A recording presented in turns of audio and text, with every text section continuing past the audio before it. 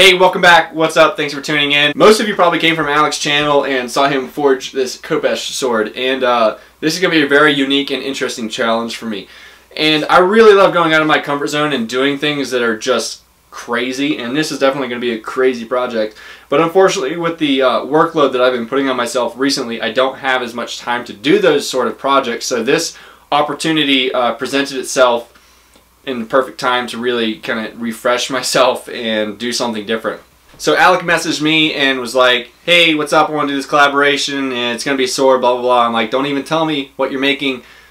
Just throw something random at me, do your worst, and I'll see what I can come up with. And he actually probably did his best on forging this sword. The sword is very well forged. I doubt that I could have done any better, especially considering that it's Damascus, which creates a whole other scope of difficulties, and especially being that this is integrally forged. So this is really well done. I'm excited to get into the profile grinding. Profile grinding is one of my favorite things just because it really refines the shape and you can start to see the vision from there. And I have normalized this in my shop already. I know that Alec normalized this on his other video, but I went ahead and did it in my heat treating oven just so I have a clean slate and know what I'm working with. This is going to be a son of a gun to grind. 90-degree bevel or something. I've never even done a double integral handle. I've done tons of regular bolster integral, but never a pommel that's integral. Let's do it.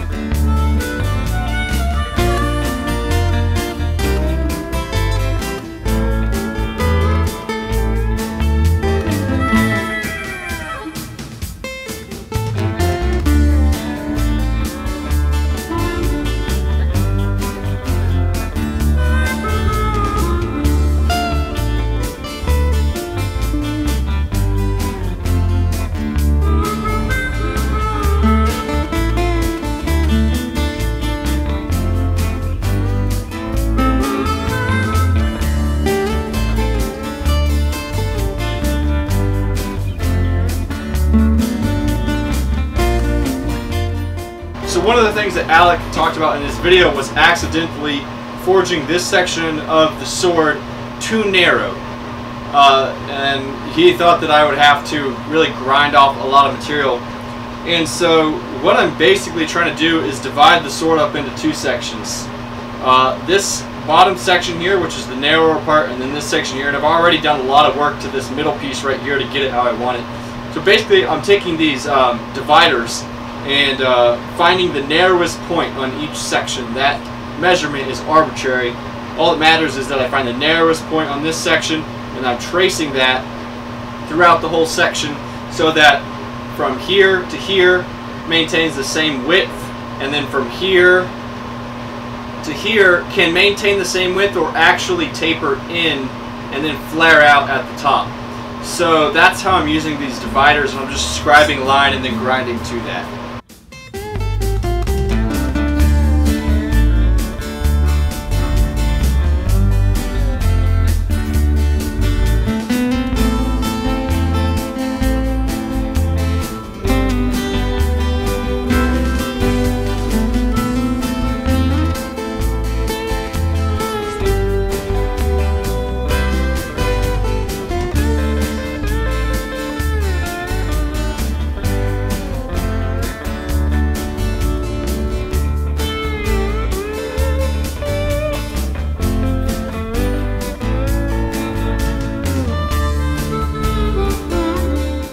Alright, so all of the profile grinding on the blade has been finished. There's definitely a really challenging blade to grind. It's, certainly not your usual Bowie knife that takes me like 15 seconds. This took me quite a bit longer. So the basis of what I was going for was keeping this curve here an even width, and then making a sudden width change in this corner here. So now this section actually tapers and then widens. And the biggest difficulty that I had on this piece was getting this top hook, or whatever you call this, how I want it. And it's not how I want it. It's not large enough for me. Like, the material just wasn't there. I would like it to, you know, there to be material right here so I could get a nice point, but the material just simply wasn't there, so I worked with it and tried to produce the best looking tip that I could. So what I did to try to accentuate the size of this tip was actually taper inwards here, so the narrower that this looks, the wider that this is going to look. So I did that a little bit to help it look a little bit bigger than it maybe is, and made that hook there to give it a little bit of more dimension. And the handle has not been profiled yet. I do that after I square up the bolsters and get all that nice and tidy. But that is the finished profile that I am going with, I do believe.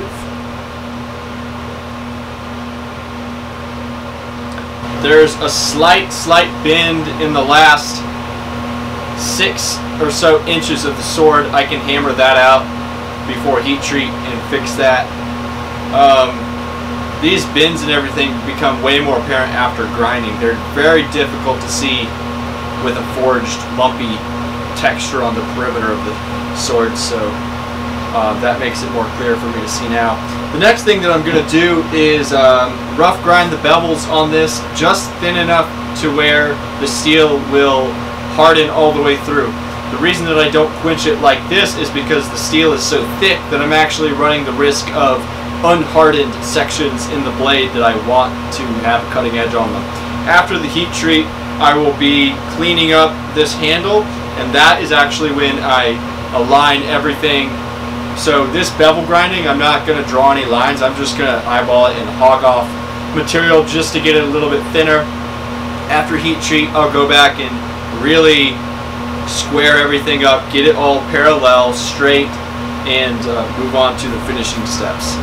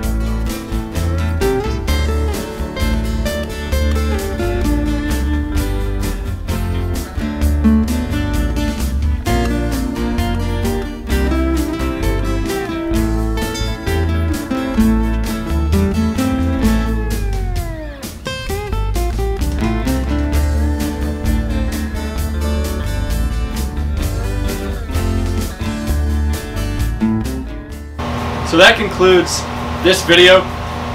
It's ready to go into the heat treat now. These grinds are 36 grit, super rough. Like I said, all I'm trying to do is thin that down a little bit so I can achieve hardenability. And the quench, the center of this blade being just over a 1/4 inch thick, may not completely harden, which is totally cool. That's actually probably a good thing for the sword, to have a soft center or a soft spine and a hard cutting edge. That's how many swords were made for a long time. I'm getting some ideas now of how I want to grind this and sharpen it and whatnot.